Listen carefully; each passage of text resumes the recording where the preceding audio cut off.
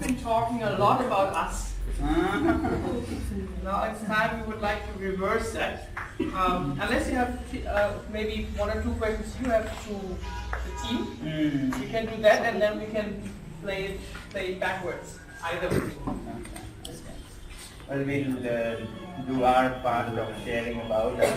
I've taken a lot from you, so we have to keep the balance of payment right, as you would know, with all the exchange of soul share. So now idea share should also be balanced. So this is my colleague, this kid. She works on the Ice Stupa project. I'm sure some of you might be curious about that. Therefore, I won't speak about that. She can. I'll speak about what we share common between us, because the longer part of our story is about solar energy. Actually, the ice came only 5 years ago, so it's very recent. Solar we have been doing for now some 30 years, I think. We've been using solar in the most remote and energy deficient place like Ladakh. I don't know if you have an idea, maybe I should say a little bit about Ladakh, which is top north of India, across the Himalayas, and therefore in the rain shadows of the Himalayas. So it's a desert, and at 3,000 to 4,000 meters, which means it's very cold. It's like polar, and sometimes called the third pole, the Tibetan plateau. It's on the fringe of the Tibetan plateau, and therefore very, very energy deficient, because winters are very cold, punishingly cold. -20 is quite normal, -30 sometimes. So our energy needs are, I was just reflecting as I was seeing these, how different our needs are. Of the energy need that some people studied in Ladakh, only 5% is for what you are doing, which is for light and other things. 95% is on heating. So that's how it becomes when you are in a very, very cold place. Our energy needs are mostly about heat, and you're lucky to not have that problem at all. So you can for once feel very fortunate about not having to deal with 95% and only deal with the 5%. You have a very small target to achieve. We have we have 20 times more energy need, and when it is -20, people are somewhat paralyzed. Life comes to not halt but slows down. Even cows dry up. They hardly give any milk when it is cold. So just an example. Similarly, everybody else. Well, our ancestors had their own interesting ways of dealing with it, from houses that would benefit from, say, cattle. So they would have their cattle stay in the ground floor, and with a different entry, people would stay on the top floor and symbiotically exchange energy between the two. So the animals' warmth will benefit the people above, and people's heating up, cooking up will benefit the animal, and so on. They came up with very interesting solutions in their time. Similarly, they came up with solutions not so mechanical or technical, but still very beautiful innovations, and I like sharing. I grew up seeing innovation in different forms, how people solve their problems. So you would think such punishing winters, it must be so difficult. No, actually people look forward to winters. This cold time, they look forward to, because there are beautiful other innovations that can take care of the pain of winter. For example, all our festivals are timed in the winters only. So our forefathers were very wise to time festivals in the cold, punishing time when there is not much to do, no farming happening, no outdoor activities possible. So come winter and all the monasteries have colorful festivals. Similarly, I grew up observing, reflecting and benefiting from this tradition, like come winter and grannies would start telling stories, storytelling time.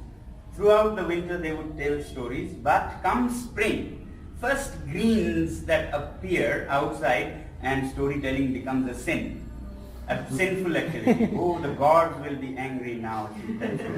And I think they actually believe. Everyone, I think the grannies were not like chuckling behind. They actually meant it's now sinful activity. We can't tell stories. And storytelling will begin only when all greens are gone and it is punishingly cold. Can you imagine the design behind the strategy behind? Whoever did, there were designers, not of our kind,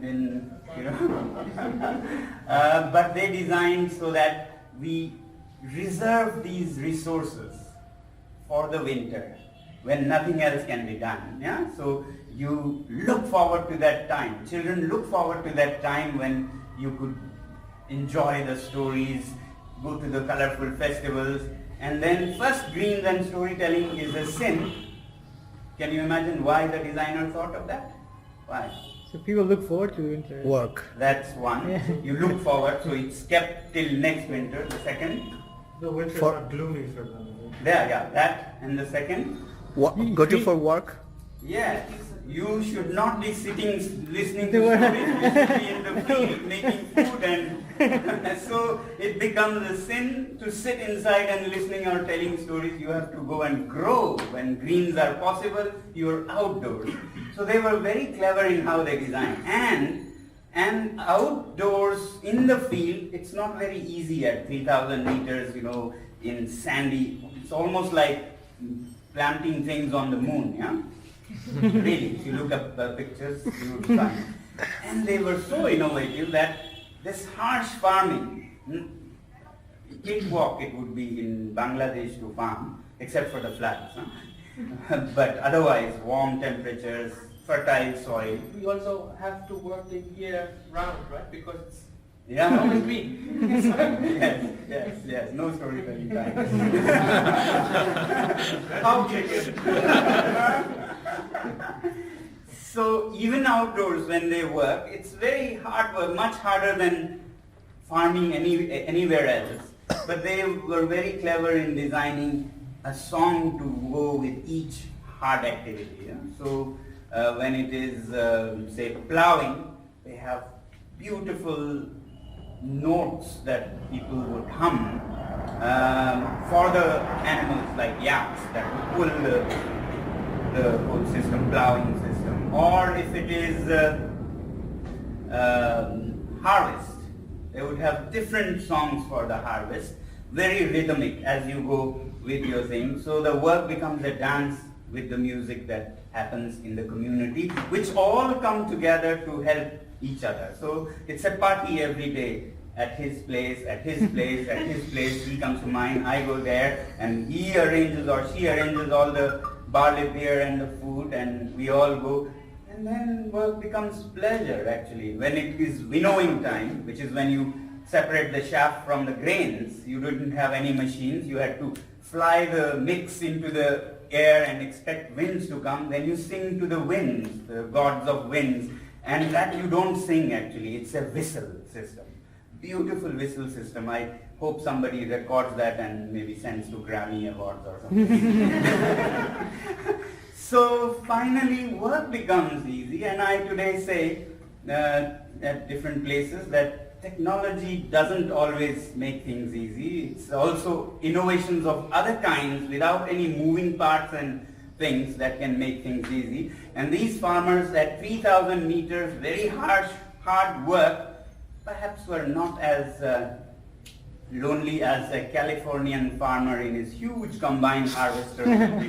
With all the technology, I think they would be more down and depressed than this hard-working 3,000 meter farmer. So I grew up looking at those and find it very interesting to share just that how things can be very different, how energy needs are very different, just to add to your understanding of what energy could mean to different places. So we come from a place where 95% is heat alone, and therefore I have been working on both the heating of houses with the sun and powering of them, like here with the electricity. So very early on, after I finished my engineering, interestingly, I took solar and renewable energies as my major in engineering. So therefore, I've been very connected. And we created a school which by 1996 was all fully solar, with photovoltaics for the lighting, but again that's only 5% of our needs. So we installed a 3 kilowatt system, perhaps one of the earliest maybe educational institutes maybe in the world to go zero energy and off grid, when perhaps these terms were not even around there. So we installed a solar microgrid for the school campus where we had a power plant. We still have. This is very interesting. So this is like 96. So what is it? Now it's 21 years or something. What is okay? And 24 years. Yeah, 24 years. So that's what solar panels are about. Said to last. So those same solar panels are actually working there. So maybe we should do a assessment of their productivity and share the results, whether they actually have that 25. But they do. They have gone down in productivity bit, but they still work. It's interesting to note. So that was our lighting part. But for the heating part, we believe in not using, overusing technology. So like some people these days do, experts, engineers who come from places that don't understand, so they would put photovoltaics and then run a heater to heat the place. Photovoltaics themselves have a 20% efficiency, so you lose 80%, and then with the 20% you put it in a battery, and then you run an electric heater to heat a house of the size that can be very challenging for this system. Instead, we worked on directly heating the houses with the sun, just by orienting the houses to the south, where the sun stays in the winter in the northern hemisphere. Yeah? So it's always in the south. So we would design our houses to benefit from the sun in the winter, and in the summer it's overhead, so it's the coolest. These buildings are coolest in summer, and in winter, just by orientation, which doesn't cost any more money, and by having a black wall, which is the battery bank. Battery banks can be different in different uses. So here you need lead acid or lithium ion. There you need something with thermal capacity. So we used stones or concrete even, or better still water. Nowadays we use water pockets in the south wall, so that during the day the heat goes into the wall with water pockets. Water has 4 times more, specific heat is 4 times more than stone or concrete. So it's counterintuitive, but it's very interesting. And then at night this wall radiates to the room and keeps the room. Our rooms stay plus 15 to plus 20 when it is minus 15 to 20. Wow. Awesome. So the funny thing is that Ladakhi people, those who have money, unfortunately have money, build concrete houses. Concrete houses, cement houses, and they are very conductive. Cement houses are so conductive, so they save all their lifelong earnings and build a concrete house like they saw in New Delhi. And then in the winter it's so cold that they have to actually go to New Delhi. Leaving their big house to nobody and go to Delhi. And I say, I live in this, the houses, I don't know if I told, these right oriented with the thermal bank are built with mud. Mud has very good insulation, and we add insulation also. Mud, which is the ancestral form of building. So you build the 3 walls in insulating materials, and then the south wall to absorb, and the roof and the floor very insulating again. So it actually is the principle of a solar cooker, solar oven. Have you seen a solar oven? Yeah, with a glass top. Here it will be top because lower latitude, so higher, but we are higher latitude, so it's like vertical. So it's insulated, you capture all the sun and keep it in the walls and then stop it from losing from any other side. So you get plus 15 in the night. And that's why I say whenever I go to Delhi, from such a house, I feel very cold. That's where people go for warmth, and I feel actually very cold. I have to rob blankets from other beds in a hotel, because in Delhi it is 7 or 8 outside and 7 or 8 inside. And in Ladakh it is minus 20 outside, but inside it is plus 15. So it's actually much, much warmer. Now the good thing is that for the last 20 years, we only developed these technologies for ourselves, our school, our own buildings, our own cows even. So interestingly, we developed these cow sheds with solar heating, passive solar heating, because we don't need electricity there. So it's all just simple passive convection currents and conduction. Chapters from the children's 8th class book are actually made to help them solve the problem. So the cows, very interesting thing we observed. We did it after housing all the people in warm solar houses. We thought, why not the animals? How can we leave them in -2, -3 cow sheds? So all the kids got together, designed and built a solar heated cow shed. And guess what? The cows started reciprocating. They started giving 2 times or 3 times more milk. Nice. After that. Can you guess why? Because they're comfortable. It makes sense. You give me, I give you. There's science to it, apart from the generosity. Well, it's a nice way of explaining the students what the chapter on warm-blooded and cold-blooded animals is about. Yeah. So there are cold-blooded animals that go up and down in temperature like rocks and things on outside, but there are warm-blooded animals like us who have to maintain a temperature. So we, and also the cows, have to maintain plus 37. Plus 37. A degree up or down you may die. I don't know if we realize how intricate our bodies are. They have to be kept at plus 37. Higher it's fever, lower it's hypothermia and you may die. Same with the cows. They have to maintain at plus 37 even if it is minus 15. So where will they generate all that heat inside to keep their bodies? Where?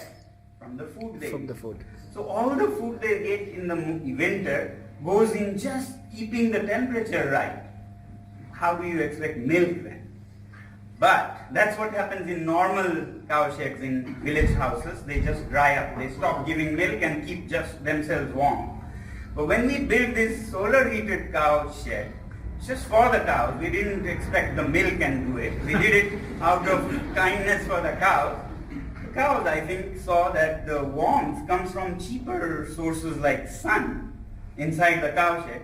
So now they could spare the food from maintaining temperature and it got converted into milk, and therefore very strange it is. All other cows in villages would be half a liter a day, 1 liter a day, and here you get 10 liters a day at this school. So that's the benefits of solar energy. On other end of the spectrum, very interestingly. So these are what we have been doing with solar energy. So now the good news is that over the years we only developed for ourselves, and we were not the kind of organization to spread it to others like you are doing, which is so good and very impressive. Our mandate was really to just develop for our own school while we do our schooling right. But there were so many people interested. So the individual families would come and say, how do you build such houses? Please tell me. Now, how do you tell them how to build a house in half an hour and then they go make a mess? So same with the military, which has a huge presence in the mountains. They come and say, our Jawans are freezing to death. How can we do it for the soldiers, barracks and officers, residences and so on? We didn't have much answers for them because we could do it for ourselves, but we didn't know how to give them. Lectures won't help. So then we turned the problem into an opportunity and we ran a batch of solar builders. some of our students were trained extra to become, when I say students, they're 17, 18, yeah, when they finish our school. So we trained them into entrepreneurs, solar builders who build with mud and choose the principles of solar heating, passive heating, and then they became the catering, mechanism to deliver it to the people. So now they are building it for any clients, hotels, resorts, military, and so on, and it's spreading. And now the government is all for building every building solar and not otherwise, because how the economics can work. Just to entertain you, maybe I'll share, because you don't need that heat story here, luckily. It's not cold. So in a place like Ladakh, this is actual conversation. Huh? Some commissioner of the government said, we heard about your buildings. My office is very bad thermally and heat-wise. We use a lot of heaters. What will it cost if we built our office in your way? I said, you'll get it free, sir. Said, okay, but please be serious. And I said, you actually will get it free. We'll build it for you and free of cost. You just keep spending your heating costs at current rates for 15 years. And then after that, even your heating costs will be free. And it is true. Around 10 years of heating bills will bring back the cost of the building itself. So if there is an entrepreneur who builds it with his own capital, could give him the building and they'll just spend the heating bills. They're so huge, the heating bills, that in 10 years the entrepreneur will recover it. The next 5 years are his margin, the profit, and then after that both are free.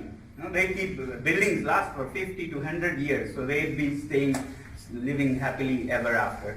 So those are kinds of possibilities, and we are actually looking at that. Can we provide the government, with these entrepreneur students who have gone, can we provide the government and the military buildings which come with the heating? You don't pay separately for the building and then a heating bill every winter. You just pay and the entrepreneur takes charge of heating also. If there is need for heating, it's his headache or her headache. Then it makes things simple and they have a big margin to play, entrepreneurs. So similarly, another thing coming, which comes a little similar to yours, is rooftop solar. Rooftop solar generators. In India, there are many schemes coming, like what started in Germany. Individual families installing rooftop solar plants, like 1 kilowatt, 2 kilowatt, that kind. So in Ladakh also it's coming, and we are now thinking that maybe we should, and it's nice to see what you're doing, but it is a different kind, but still it's very interesting to help entrepreneurs come in and help families put large rooftop solar power plants, which in Ladakh we have very, very sunny weather, so it's actually ideal for photovoltaic generation, because very high altitude, clear skies, and very low temperature, which is a rare combination. And then people spend so much money on covering their mud house roofs from leaking. It leaks a lot in Ladakh, the roofs are earthen, so they would use tin sheets or something. Just spend 2 times more and you could have a solar photovoltaic roof, which will not only protect your house from rains and leakage when it rains, but also bring you money. So you could be selling electricity large scale, 2-3 kilowatts from every house, and investors would be happy to invest in such things. You don't have to have the money for buying it, because it's solar plants being installed on every roof, and the house owner is happy that he gets a shade or roof, a rain shelter, and it produces electricity, and it all then combines to either use within Ladakh or export it to the rest of India, which is always hungry about energy. So these are some things where I see we could have some learnings from what you do here also. So just a little story I shared about solar electricity. Maybe you should share a little more the Ice Stupa project. Before with that, you might have questions about the solar part. Yeah? I have a question about the weather out there. During winter, I mean, is the weather as sunny as you're saying, or it's not like that? I mean, Yeah. the fluctuations of the weather. I understand the summer, but not the winter. So what is a blessing is that generally speaking, except this winter, generally speaking, it's very, very clear skies. Very clear skies. And when I say -20 to -30 temperatures go, people may think -30, but for me it's -30. You know why?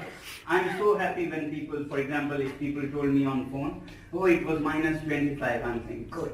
Why? Can you guess? Maybe you can't because you're in a If there's totally some- different context. Yeah. Yeah. I mean, Maybe clear because- skies. Yes, the coldest it gets when it is the clearest skies. Yeah, clearest skies. Clearest skies means the maximum solar intake for the passive solar heated building. So if somebody's house is ready to absorb the sun, -20 means wow. -20 means indoors +20. Yeah? But if they tell me on the phone it was -10 yesterday, it means it's cloudy. Only on a cloudy night it will be -10. On a clear night it will be -25, and that's so great for somebody who owns a solar house. Not otherwise. Otherwise means 99.9% of the houses, it's punishing. -20, and you are not even using any of the sun that comes with it. So with your challenge comes a gift. You only cry for the challenge, and gift you just throw away. So that's what it becomes sometimes. So if you're ready to accept the gift that comes with your challenge, then you're all set. -30, wow, celebration. Or rainy weather? No, that's the problem, it hardly rains. So in winter it's mostly clear skies, then it is cloudy, but it is followed by a snowfall, which makes it all clear again. But this winter, strangely, we had, I think, in a long time I've seen like 2 to 3 weeks of cloudy weather. That's when solar heated houses get challenged. So temperatures can go down to +12 or so, which is still warmer than Delhi, by the way. So Delhi climate, to which our people used to run away, is our worst experience. It's our, like when our system is very challenged, it becomes like their destination. Okay. Any other questions? Well, you mentioned that you would make mud houses and you would trade for the utility bills that you receive from them. So how would you measure how much you take every month? Sorry, about what? You would make mud houses and they will invest or they will pay you according to the electricity bills or the heating bills. How would you measure that? How much you take? This last thing of the roof generation, are you talking about? No, he builds a house in Oh, for okay, the minister okay, and he has okay. to Oh, pay his yeah. utilities. So, this was more like a statement, but even otherwise, if they just continue at the current rate, I'm saying current rate, huh? So, there was a radio station at that time, that's what made me make this statement. I asked them, what is your winter heating bill? And they said 11 lakh rupees, 1 million rupees every winter. Yeah? Per month? Every winter. Just in a winter. So that's the kind of budget these people are using. And in 15 years, you can imagine, it's like 2 crores or something. You can easily build a house in that. It's all solar, happily ever after with the heat. So you can easily, it's a rough back of envelope Average statement, yes, but it is possible. Yeah. So, weren't you approached by more developed and colder countries for this type of housing? I mean, it would only make sense to say. So this is very well. It is sensible anywhere, but it is most sensible in the high altitude areas of the world, which are cold with clear skies. Yeah? There it is like it's a no-brainer and it's a crime not to do. Because you're really burning so much and adding to the death of so many species. So I literally mean it's a crime not to do. Yes, but not very formally. But now that we are working on it more systematically through our new alternative university, we hope to cater to at least the Himalayan belt and the Andean belts where it will be very useful. Yeah. So Nepal has also done some things with our consultation. But it will be very useful in all through Afghanistan to Central Asian republics, to Tibet in China, to Bhutan and so on. Very little has been done. It's a treasure which makes so many people suffer, and those who don't suffer, add to the problem. And those who have money just make so much pollution. Yeah. At some point you said you put insulation in the mud walls. Yeah. What sort of insulation do you use? So we use all range of insulation, from sawdust, Okay. waste sawdust from sawmills, wood shavings from carpenters, to waste wool from pashmina goats. Wow. You know about pashmina, the cashmere wool, Yeah. dream of the luxury fiber. We put it as insulation. No, there's a very funny trick in it. Yeah? So when pashmina, fluffy, soft wool comes with lot of hair from the goat, yeah? And it's a process to de-hair it. You have to remove the hair and make it really fluffy. The hair that is removed, still there's always an efficiency in anything. Yeah. So it has some 15% fluffy insulating wool in it that they can't get, the last 15%. So they throw it away. Now, it's too bad for a shawl to have so much hair, but inside the house, between walls, their loss is our gain. We have 15% real pashmina fiber in the wall, sitting with hair, which doesn't matter for a wall. So that's what we use. And then also, if the clients want, some of our entrepreneurs use regular EPS, XPS, rock wool, etc. But we try not to use those, and we are working now to have shredders. We get a lot of warm cloth garbage in Ladakh. People throw away their jackets after some time, military, so we want to install a shredder which will shred it into fluff, and that may not work for people, but for a building it's great. So there are options to use plastic or polythene-based materials. For instance, Is there any option to use plastic or polythene-based materials to use in your model? waste polythene or polythene in any form? Okay, let me just answer. So one form, which maybe you are not asking, is we started with using clear plastic as the sun absorbing surface to the front. Plastic greenhouses, like greenhouse plastic. That's one use of plastic, and people sometimes say, but you are using plastic, and I say it's bad to misuse plastic, but use is not bad. Sometimes we become fanatic and any use is bad. So likewise I say cement also, use is good, but misuse is bad.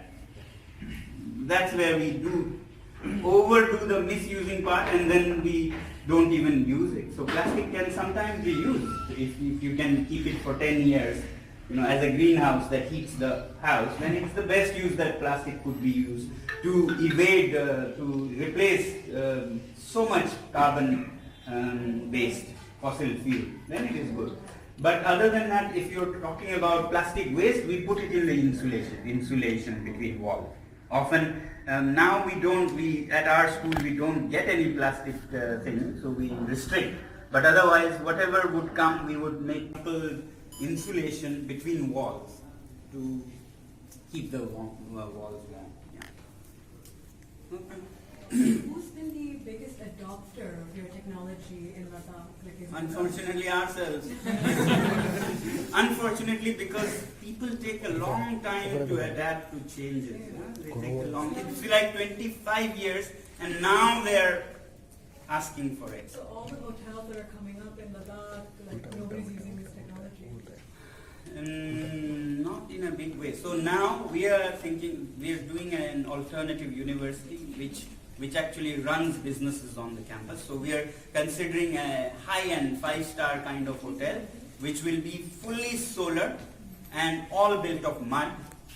Yeah? So in peak of winter you could come and live happily knowing that it uses no other fossil fuels, and therefore it becomes a destination in itself. People come only to experience that. So again, it has not been done, so now we are considering doing it ourselves. So it takes time to, I don't know, I didn't think it would take this long, but people adopt half-heartedly, not really big way. Hope that it happens now. So you have established SECMOL in Ladakh.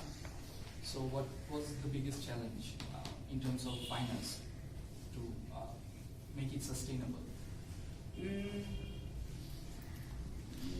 I don't see it as a challenge because we overcame and... if someone wanted to open a place like SECMOL in Bangladesh, what advice would you give? Well, you have to start with very passionate people who would not run away when the challenges come.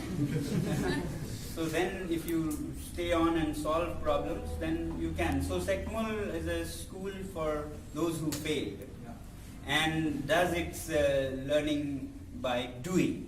And when you do that, there's a lot of learning because you put your whole self into the thing, all senses, not just reading and listening to lectures, but you actually do. So it becomes more powerful way of learning, but it also has a byproduct. When you do, there are things that happen. So when you learn by doing, a school happens, a building happens, a garden happens, fruit trees happen, solar power plants happen, and that is enough income for the school to not charge fees from the students. So that's what the school what makes the school sustainable. So SECMOL school is self-funded. It doesn't take any grants, donations from anybody. Yeah? Because what they do to learn produces outputs, and those are wealth. So that's how we solve the financial sustainability. Then environmental sustainability by choosing the right technologies and developing what is not there. When I talk of developing, so when it came to water issues in a desert at high altitude, again, you have to see, you have to understand what your weaknesses are, but you have to see among those weaknesses what are your strengths. So we have many weaknesses that many of our people would moan about. We are too cold, we are too high, we are too dry. So we curse nature for leaving us high and dry, as they say. Maybe that phrase started with Ladakh. But then this is one place where desert means water is so important. High means it's so cold that you can freeze water. So you can freeze water in winter, use it in summer. So we are high and dry, but then this is one place where water can be stored in the sky, frozen. You can't do it in Delhi, Mumbai or Dhaka. Water will just flow. But here you can. That's what Ice Stupas are. So maybe you can share a little bit about it. So very briefly, just a little bit of how when Ice Stupas came about. They were conceptualized in 2014 by Mr. Sonam Wangchuk, and they are basically a climate change adaptation / water resource management method. Because one of the challenges that, like any other place, as a result of climate change that we're facing is very erratic weather. And in Ladakh, that has been affecting the agricultural system a lot, because now we have droughts during times when we really need water for the agricultural activities to kick off, and we have a lot of rain or excess of water during times when we don't really need so much. So this is what ice stupas have been made to kind of address. So what it does is that there are glacial streams and spring waters that are running during winters, not a lot, but then they're running with a good amount of volume, which are not utilized for absolutely anything, and they flow through the main. So Ladakh has valleys that have, all the villages are basically valleys with a main stream running through. So all of these streams, they run through during winters and end up in the river, which is Indus, that flows through Ladakh, and they go completely unutilized. So the idea of Ice Stupa is to kind of delay this water melting into Indus River, or freeze it, which is what is actually done during winter. So we start in around November to December, and it goes on until March is when the water can freeze. And I'll tell you about how it's done a little bit later. And we freeze it in the form of cones or as towers, and then they start to melt post-March, around April, May, June, depending on the altitude and the warmth of the village, which is when the agricultural activities start off, and which is when droughts are generally felt, because it's too cold for the glaciers to start melting, and if we haven't had good snowfall, then there's no other source of water to irrigate. So that's when ice stupas come into picture, and they address this gap or this period of drought, because it's situated at a much lower altitude, and it starts to melt much before the actual glaciers start melting. So during these months, then the ice stupas start melting and provide water for agriculture. Apart from that, also it recharges groundwater. And now, with in the last 2 years, it has also come about to prove as a source of income, because a lot of villages are opening ice cafes. They just started last year. It's basic, but then with every year they're trying to make it bigger. Tourism, winter tourism. Winter tourism, yeah. And also ice climbing as a sport, which was never there in Ladakh, has now started to pick up and was introduced. And in fact, just around 2 days back, there's a Ladakh Mountain Guide Association in Ladakh, which is a group of mountaineers who've done Everest and all of that. So with them, we had the first ice climbing festival in Ladakh, which was a 3-day long event, and it was like an introduction to the sport in the region. So these are also other things that ice stupas are bringing change along with aiding with water during the times of droughts. I may add, so villages lack water, but also income opportunities. So young people often leave the village, not for Delhi or Mumbai, which they don't go to. They go to the local city of Leh. So a lot of migration, urban migration. Now, what is interestingly happening is when they build ice stupas, and we hold ice stupa competitions, young people find interesting things to do in their own village. In the cold winter, like storytelling, this becomes for the adventurous ones to do something in the idle months of winter. And then tourists come, so they get the income from there. When it melts, they get the water. So it's rehabilitating high Himalayan villages in a way, through economy and ecology, both. And also it's, because during winters, Ladakh is majorly a tourist destination, and that's what most people are involved with during summer. So we have like a season time.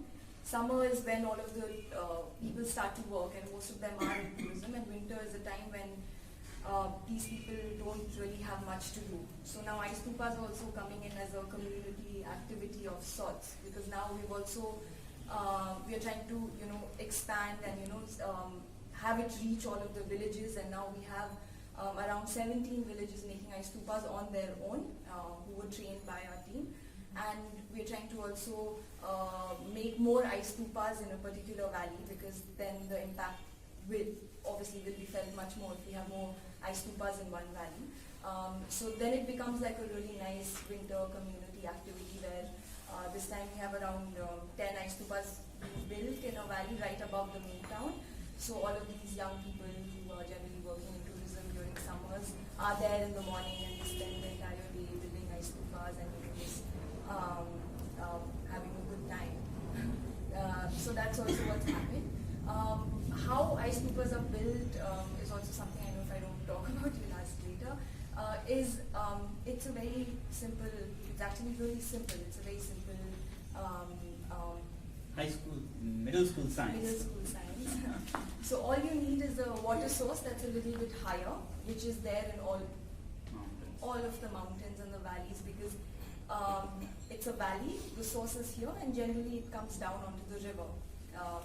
It's always like that in Ladakh. So you look at a source of water, you identify the source, and then you identify a place where you want to build the ice stupas, and all you need is a pipeline basically that connects the source from the place where you want to build the ice stupa, and then you have a vertical pipe with a sprinkler, and with the pressure of because of gravity, water comes out through the vertical pipe, through the fountain, there's a small fountain on top, and sprinkles down, and because it's freezing temperature during winters, it starts to freeze and slowly form a cone, and you can go as high, as big as you want, depending on how the freezing is in that area, and that's basically the all that you need is. And why it lasts till June is again middle school geometry. So there are shapes that have low surface area for the volume. You may have read in school spheres or hemispheres or even cones. So cones have low surface area for the volume, so the sun is unable to melt it. So therefore it goes, all ice is gone by mid-March, but this one goes till June. Just stands alone. It looks strange actually. When it's hot, there's no ice, no snow, this cone will only trickle, adding its water to the stream or to a system where it's installed. That's the idea. I think we are getting... Can you get the drinking water from ice stupas? Yeah, you can, but so some people like Army have approached us for that, but most places have that little water naturally from springs, etc. So far I don't remember people doing it for drinking. I think they do also, because in the villages in Ladakh right now people still use stream water for drinking. And ice stupas, we build it on next to a stream bed, so when the stupa melts, it joins the main stream, which is used for everything, agriculture, drinking, everything in the villages. So that way it adds to that. Yeah. I hate to break this up, but Yeah. I think you do want to eat something before you head to Prague. And I also want to introduce you to another amazing team. They are just from downstairs, from Green Living, and we're actually eating their food. And I leave to you to give a very quick... Oh yeah. Or we can also do it at the lunch. Or we can do it yes, at lunch, so that we can. I think it's easier. But first of all, thank you very much. Thank you. Wonderful.